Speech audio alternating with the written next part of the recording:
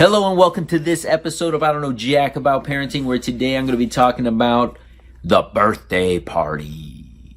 So the big question is this: how are parents like us, who don't have a manual, who are doing the best we can, who feel as though we aren't enough, how are we going to raise healthy, happy children who we are proud of and still keep our sanity in that process? That's the question, and this podcast will give you the answers. My name is Ryan Roy, and welcome to I Don't Know Jack About Parenting, a podcast for parents who are being real with themselves. Hello and welcome back to this episode of I Don't Know Jack About Parenting, where today I'm going to be talking about the birthday party.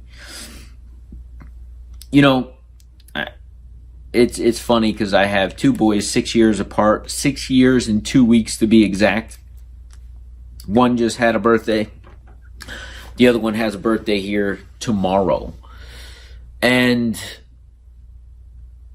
first of all, I think it's comical.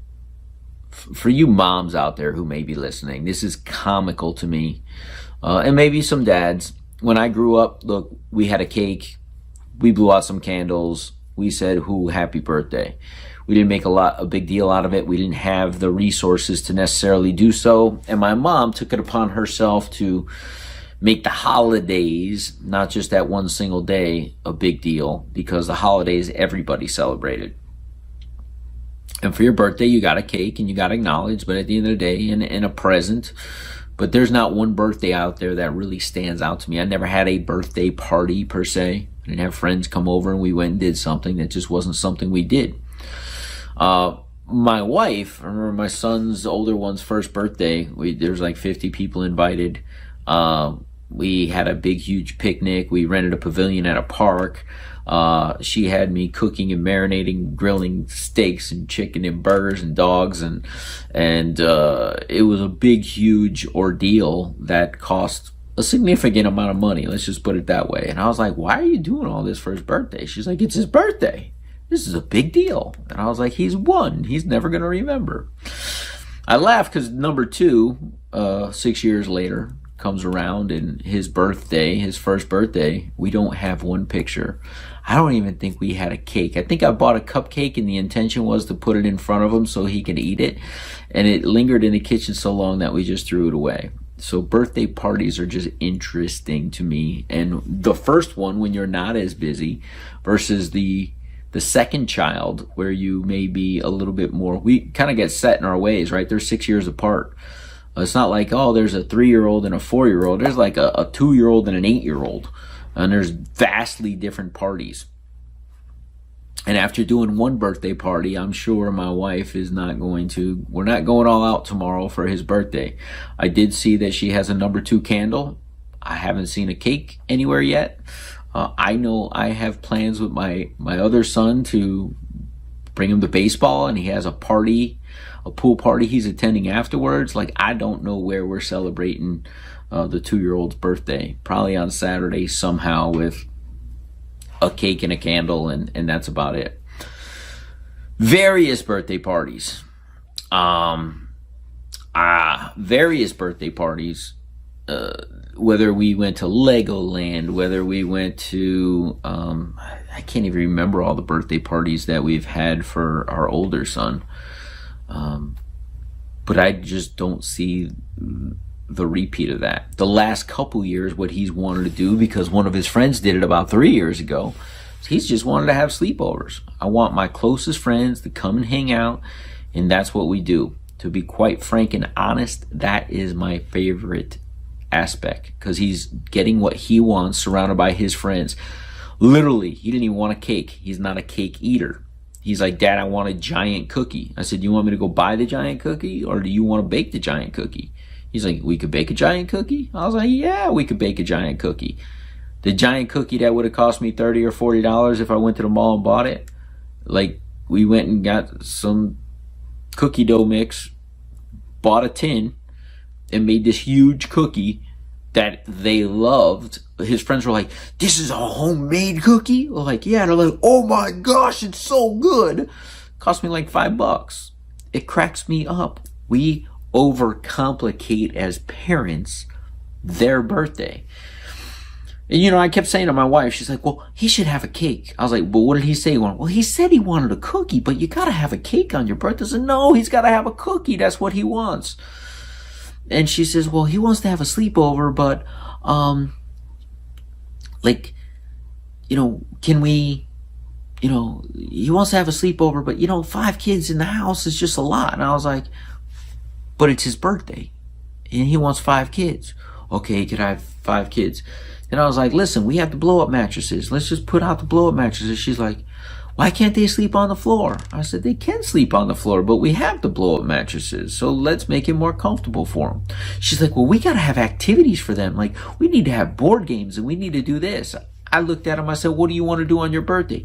Dad, we're going to have a Nerf gun war fight. We've been talking about it for weeks. She's like, Nerf gun wars? Like, that's going to be crazy. I said, but that's what he wants. It's his birthday. What else you want to do? Well, we want to watch a movie, but we got 5 choices. We're going to figure out which one we want to watch. So my son wanted to watch the movie Billy Madison. He's been watching it. He thinks it's hilarious. It's an old, probably 20-year-old movie. None of his friends had seen it. So I say, guys, it's his birthday. Let's watch this. You guys will love it. Then we'll pull straws for the other 4 movies, or let's vote on it. Voted on it, came down to 2 movies. They picked the other one. Boom. So my wife wanted me to plan all this stuff out, and I'm like, look, it's a bunch of boys. They've got it figured out. They played video games for maybe a half hour. They played Nerf gun wars for about 2 hours.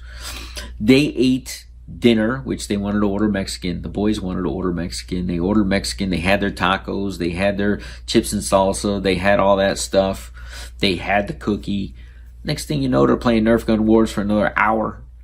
And then it's like, hey guys, we got to get ready, brush your teeth, get ready for bed, and let's go watch the movie in the movie room. And the guys, 4 hours of watching movies. They're giggling, they're laughing, they're doing play-by-play of the movie that they all knew.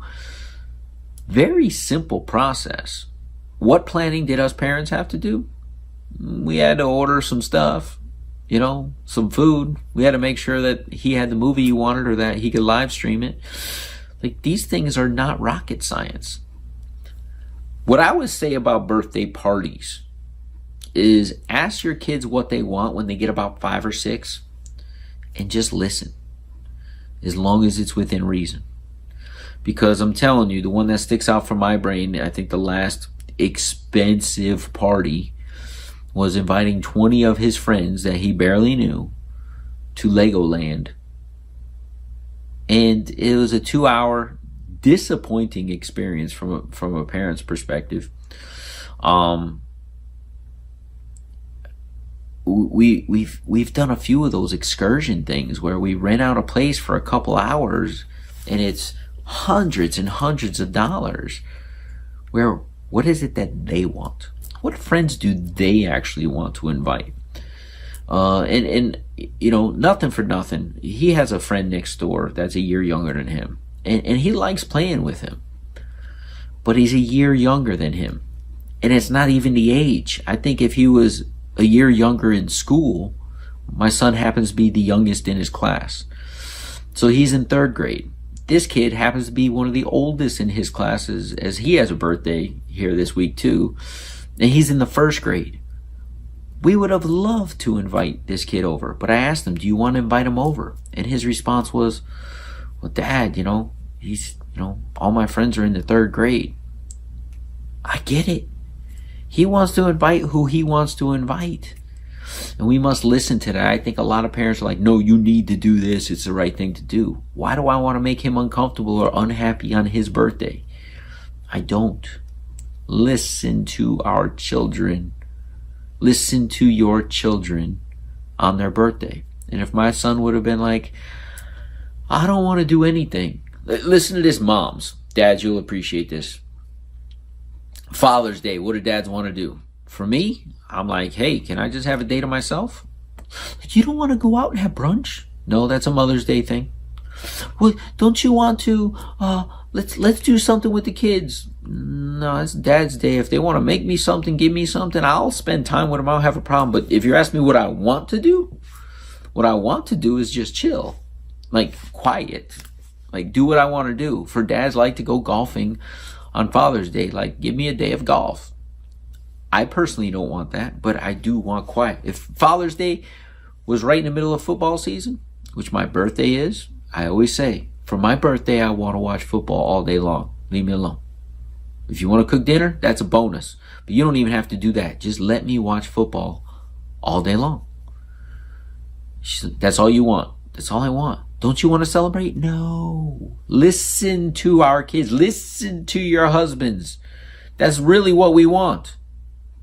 And if your husband wants something else, give him what he says he wants. But don't assume we want what you want. Don't assume your kids want what you want. And I think for a few years, my wife likes a big extravaganza for her birthday. Unfortunately, it happens to fall on January 1 for her.